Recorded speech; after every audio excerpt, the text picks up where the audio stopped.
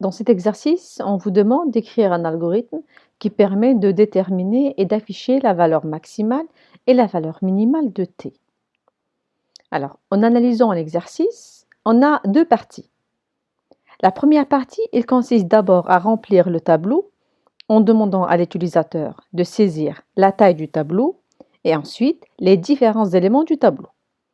Et la deuxième partie, il consiste à parcourir les éléments du tableau et retourner la valeur du max et la valeur du min. La première partie, il consiste à remplir le tableau. Alors, pour remplir le tableau, on va demander à l'utilisateur de saisir la taille du tableau et ensuite on va lire le n. Alors, nous, lorsqu'on déclare un tableau en général, on est obligé de spécifier la taille maximale. Je suppose qu'on va fixer une taille qui est égale à 100.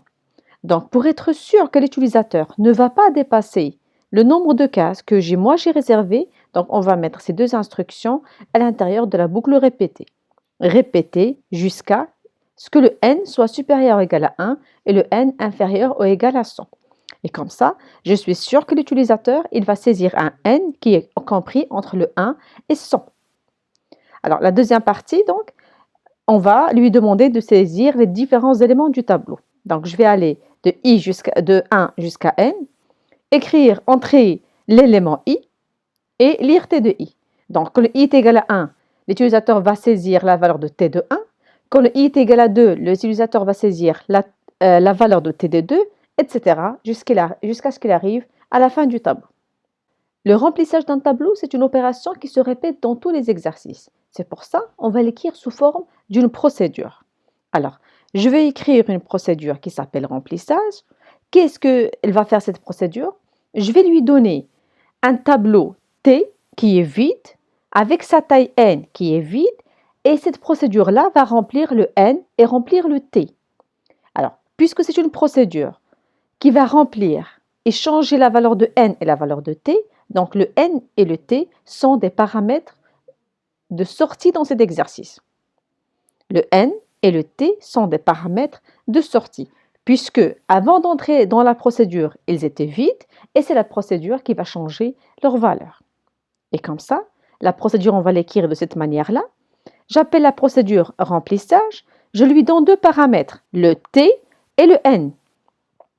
Et les deux paramètres sont des paramètres de sortie.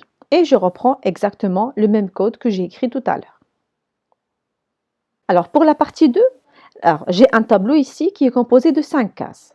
Le principe, il est très simple. Alors, d'abord, je vais déclarer une variable max dans laquelle je vais stocker t de 1. Et ensuite, je vais déclarer une variable min dans laquelle je vais stocker t de 1. Dans cet exemple, c'est moins 3. Alors ensuite, je vais parcourir les différents éléments du tableau et je vais comparer. Je prends t de i et je compare avec le max. Si t de i il est supérieur à max, donc max reçoit t de i. Encore une fois, je compare la valeur avec le min. Si la valeur est inférieure à min, donc le min devient le t de i. Alors, dans cet exemple, j'ai 9, il est supérieur à moins 3. Donc, la variable max reçoit 9. Je compare la même chose. 9 avec moins 3, 9. Est-ce que 9 il est inférieur à moins 3? Non. Donc, la variable min garde sa valeur. Je passe à la deuxième case. Maintenant, 13. J'ai 13, il est supérieur à 9. Donc, le max reçoit 13. Je compare 13 avec moins 3. 13, il n'est pas inférieur à moins 3, donc le min garde sa valeur. Je passe à l'itération suivante. Maintenant, je suis dans moins 5. Moins 5, est-ce que moins 5 il est supérieur à max? Non, donc max garde sa valeur. Est-ce que moins 5 il est inférieur à min? Oui, il est inférieur, donc il prend la valeur. La dernière itération, est-ce que 10 il est supérieur à 13? Non, donc le max garde sa valeur. Est-ce que 10 il est inférieur à moins 5? Non, donc le min garde sa valeur. Alors, si je veux traduire ça, alors j'écris mon algorithme, je l'ai appelé max tableau. Je déclare un tableau de 1 à 100. Encore une fois, j'aurais pu déclarer ici une autre taille. Je fais un tableau de 1 à 50, quelle que soit la valeur, peu importe. C'est un tableau de réel. M, c'est un entier. M, le petit m, c'est la taille du tableau. Le max et le min, ce sont les variables dans lesquelles on va stocker la valeur du max, la valeur du min. Donc, juste après la déclaration des variables, je mets la déclaration de la procédure de remplissage qu'on a déjà expliquée. Et après, j'ai le programme principal. Donc, la première étape que je dois faire dans le programme principal, c'est d'abord remplir le tableau. Donc, j'appelle la procédure remplissage et je lui donne le nom du tableau et la taille du tableau. On a dit, on va initialiser la variable max à m de 1 et la variable min à m de 1. Et après, je vais parcourir de i allant de 2 jusqu'à la fin du tableau. Si le m de i il est supérieur à max, alors le max devient m de i. Fin si. Si le mi il est inférieur à min, alors le min devient le m de i. Fin si. Fin pour.